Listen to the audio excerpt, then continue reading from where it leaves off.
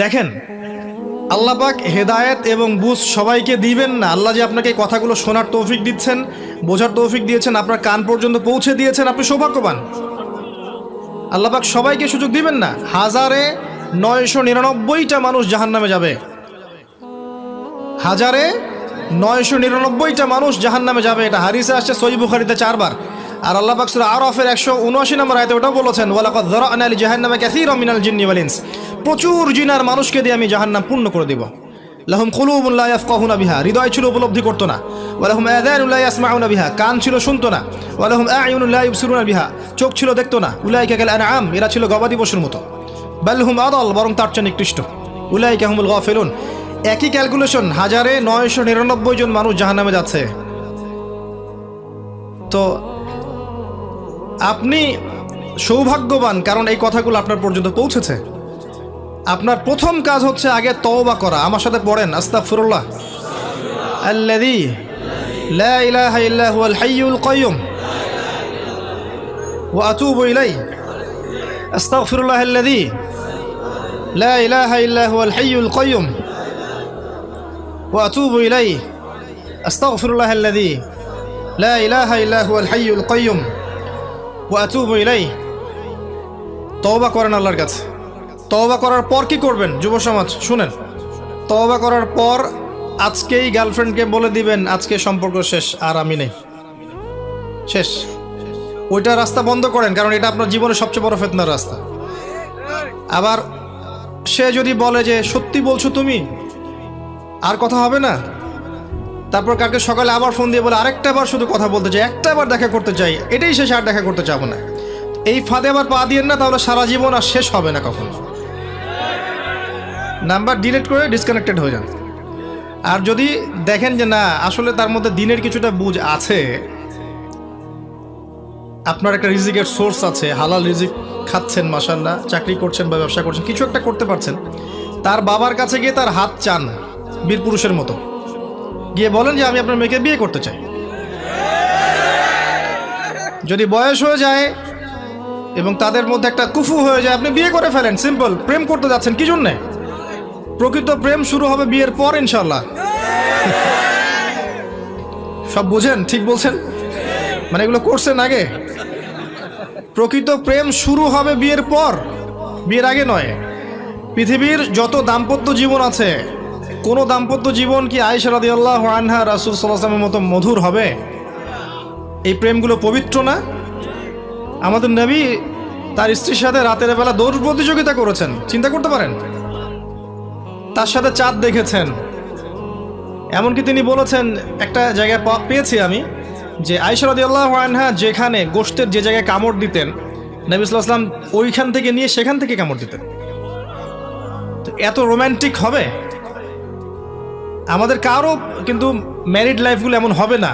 তাই পবিত্র সম্পর্কের মধ্যেই আপনি প্রশান্তি পাবেন, অপবিত্রতার মধ্যে কোনো প্রশান্তি নাই। বিয়ে করেন, সামর্থ্য থাকলে বিয়ে করে ফেলেন। আর যদি দেখেন যে রাজি হচ্ছে না বা তার মধ্যে দিনদারিতা নাই, আপনার ইনকামের সোর্স নাই, আপনি সবর করেন, ওটা ছেড়ে দেন। আল্লাহ পাক আপনাকে ইনশাল্লাহ নেককার স্ত্রী দান করবেন ইনশাল্লাহ। স্ত্রীর অভাব আছে, মেয়ের অভাব। শেষে দেখবেন এই পৃথিবীতে এমন একটা অবস্থা আসবে যে একজন পুরুষের কাঁধে 40টা নারীর দায়িত্ব চলে আসবে। খুশি হয় না? এটা 40টা স্ত্রী বোঝানো হয় না। আর এটা শুনতে খুব ভালো লাগে যে 4টা বিয়ে, 2টা বিয়ে, 3টা বিয়ে, না জানি ভাইরা কতই সুখে আছে। আসলে ব্যাপারটা এমন নয়।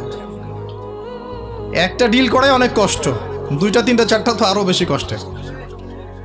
আর এই দিল্লি কা লাড্ডু যারা খেয়েছে তারাই জানে যে স্বাদ কেমন।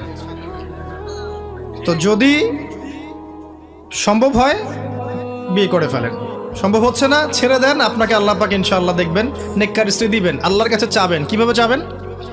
সেজদায় দোয়া করবেন, হাত তুলে দোয়া করবেন, তাহাজ্জুদে দোয়া করবেন, বলবেন রব্বানা, বলেন হাব লানা মিন আজওয়াজিনা ওয়া যুররিয়াতিনা কুররাতা আ'য়ুন ওয়াজআলনা লিল মুত্তাকিনা ইমামা।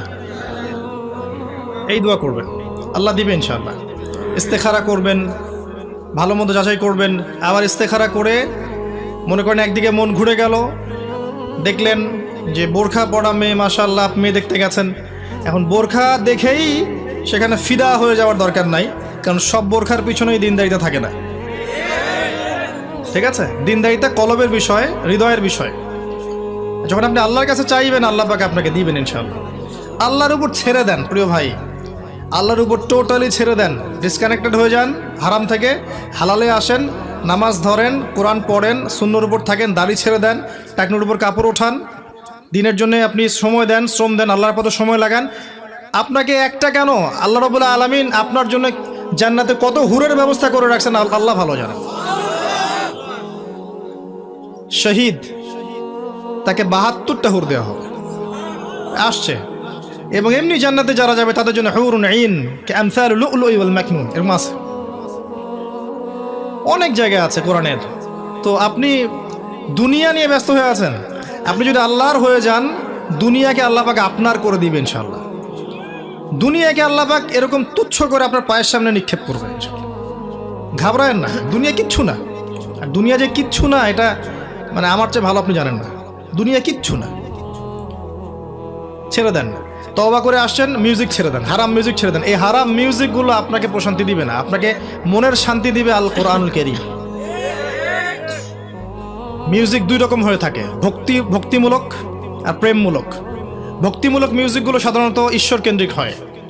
যদি ভক্তিমূলক কিছু হয় আল্লাহ কেন্দ্রিক, যেখানে শিরকি কথা নাই, বেদায়াতি কথা নাই, হারাম কোনো কথা নাই এবং হারাম কোনো ইনস্ট্রুমেন্ট নাই, সেই মিউজিক শোনা যায় আছে, কোনো সমস্যা নেই।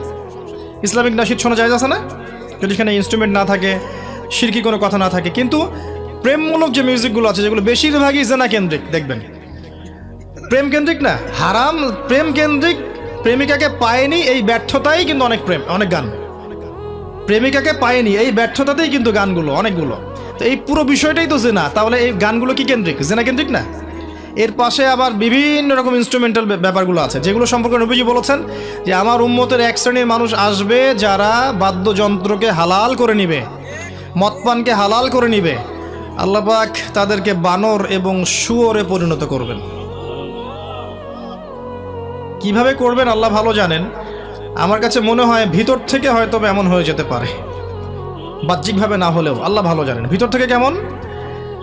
বাদর এবং কুকুর এমন প্রাণী যে প্রাইভেট লাইফ এবং পাবলিক লাইফের পার্থক্য বোঝে না। ব্যক্তিগত জীবন এবং প্রাইভেট, এই যে আপনার পাবলিক লাইফ, এটার পার্থক্য বোঝে না। দেখবেন কুকুর এবং বানর পাবলিকলি সেক্স করে না, ওরা কিন্তু প্রাইভেট বিষয়গুলো বোঝে না। তো হতে পারে ভিতর থেকে এমন করে দিতে পারেন আল্লাহ পাক যে সেও আর প্রাইভেট আর পাবলিকের পার্থক্য বুঝবে না।